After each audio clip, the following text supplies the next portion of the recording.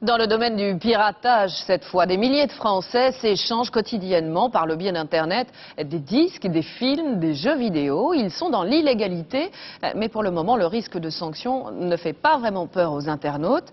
Un coup de filet vient d'être lancé. Il vise particulièrement ceux qui sont les premiers à mettre un film en ligne, beaucoup moins ceux qui les copient. C'est l'un des réseaux les plus importants démantelés en France. Sophie Rodier, Régis Maté. Opération GG Team. Cela pourrait être le nom d'un film policier, mais c'est d'une affaire bien réelle qu'il s'agit.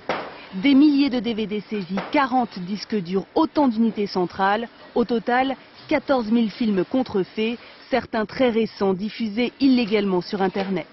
À l'origine de ce trafic, une équipe de 30 personnes, leur nom, la GG Team. Il récupérait les films, il les signait, le GGT sur tous les liens.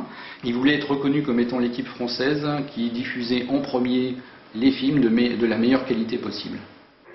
L'envie d'être reconnu plus que l'appât du gain, car la GG Team ne gagnait pas d'argent dans cette affaire. Mais pour l'association de lutte contre la piraterie audiovisuelle, qui porte systématiquement plainte, cela ne change rien. Qu'ils gagnent de l'argent ou pas, le fait de mettre à disposition des œuvres sans autorisation des ayants droit est une infraction pénale. En plus, ils portent atteinte directement et portent un préjudice aux ayants droit en permettant l'accès à des œuvres qui n'ont pas à se trouver sur Internet. 5 ans de prison, 500 000 € d'amende. Les pirates savent ce qu'ils encourent. C'est le cas de ce jeune homme qui a déjà téléchargé illégalement 700 films. On peut voir qu'il y en a une étagère pleine.